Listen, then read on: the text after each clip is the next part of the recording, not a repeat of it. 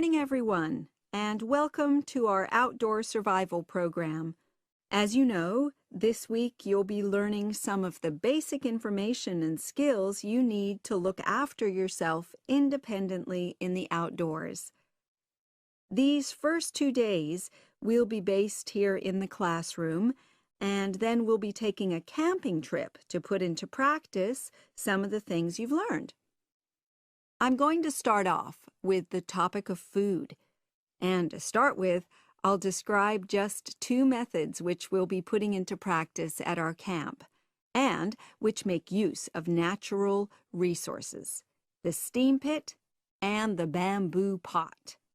I've got 2 posters here to make things clearer, and I'll start with the steam pit here. To make this, you'll need some dry sticks, some grass, some loose earth, and some stones. And for this week only, some matches.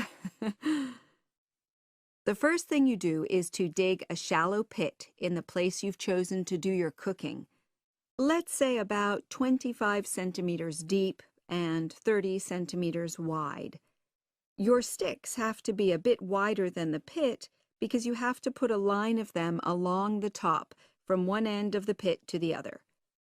Before setting light to these, you take some large stones and arrange them on top. Then you start the fire and wait till the wooden platform burns through and the stones fall into the pit.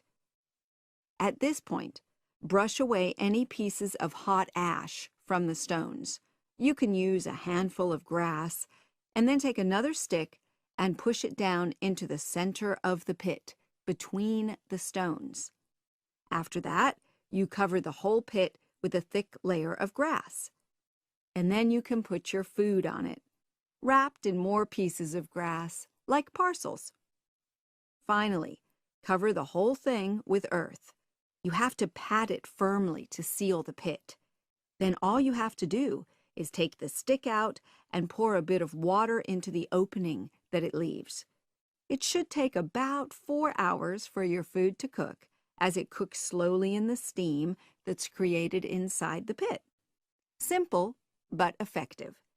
The other method you're going to practice this week is the bamboo oven.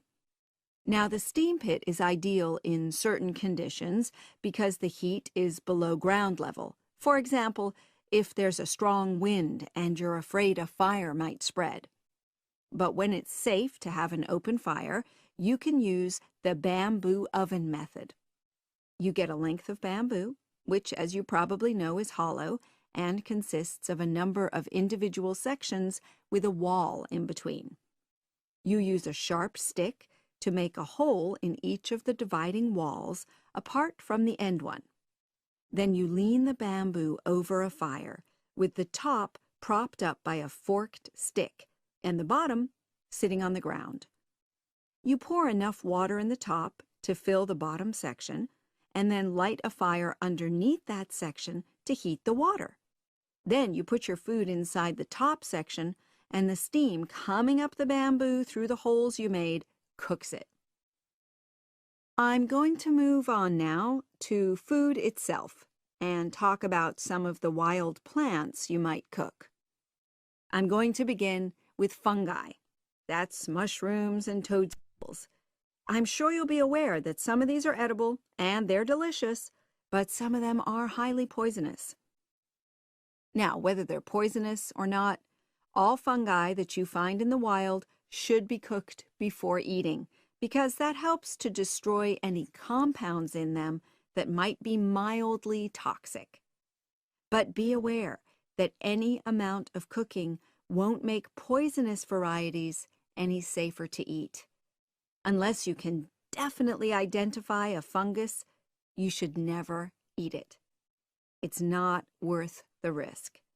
And you need to be really sure, because some fungi that are poisonous are very similar in appearance to certain edible varieties.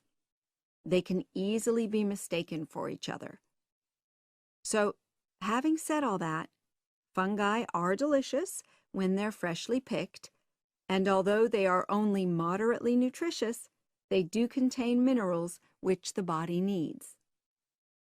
I'll move on now to leafy